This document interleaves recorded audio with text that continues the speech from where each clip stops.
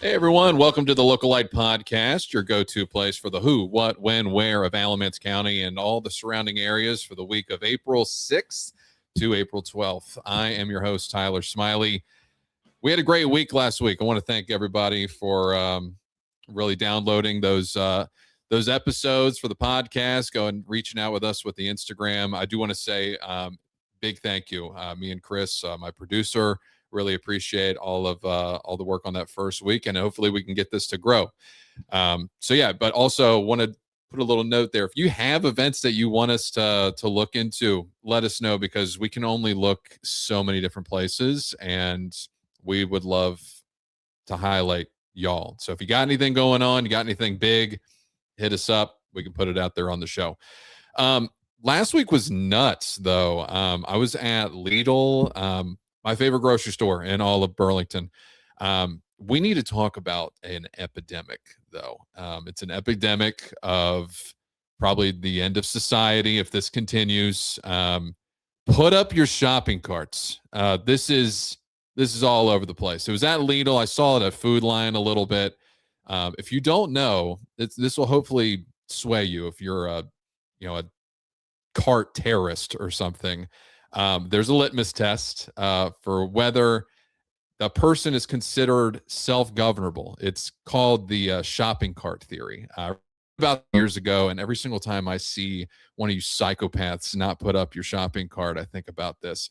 The general thesis of it is when you return, I'm going to read it here. When you're returning a shopping cart to the corral, it's the ultimate low-stakes marker of an individual's moral character and capability for self-governance. It argues that because returning a cart is convenient yet unpunishable, inconvenient yet unpunished. If neglected, it reveals whether one will do the right thing voluntarily.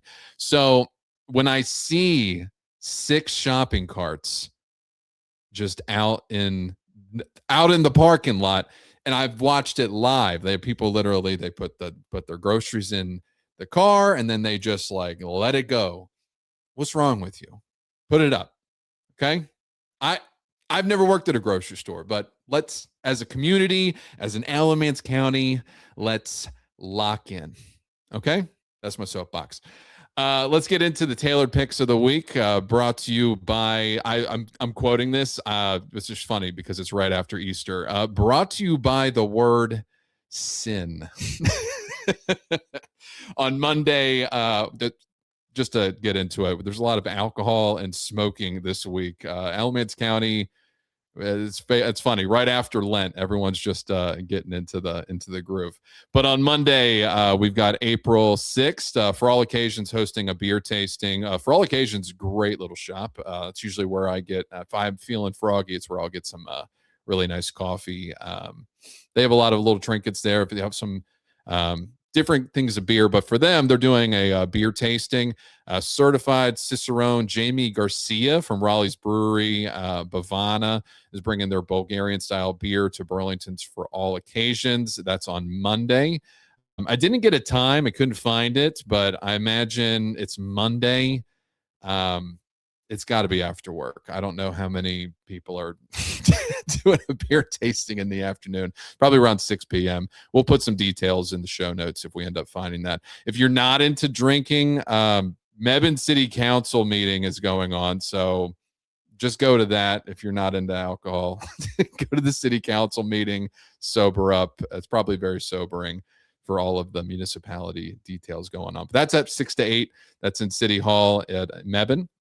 Tuesday, we've got Get Hiking 2026. This is Burlington's movement to get everybody active this year through all the multiple hiking trails going on. This one was really cool to me because they're doing it at Saxpawhaw. I think I mentioned last week. Yeah, we did. We talked about the Saxpawhaw canoeing. This year, they're doing a hike around the little island. There's a little like Staten Island shaped, it's obviously not as big, but a Staten Island shaped island in the middle of the little river there. Pretty cool. They can do a little loop.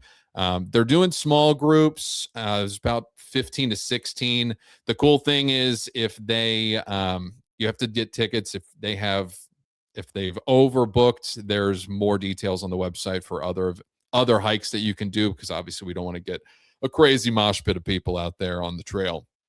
But that's really cool. But again, if that fills up, later dates are based in the future. I think they're doing everything every bi-weekly, and there's multiple trails all throughout here. We even have the Mountain to Sea Trail cutting through Alamance County, which is another tale. Hopefully we can get some details on that in the future with a talk of a trailhead. All right, and then on Wednesday, April 8th, we got Art and Wine Night at the Mark at Elon from 5:30 p.m. to 7 p.m. The really cool thing with this is you're sipping and savoring an interactive art demonstration featuring Betsy Hooper of Betsy Hooper Studios while tasting a curated selection of upper echelon wines showcasing artistic labels.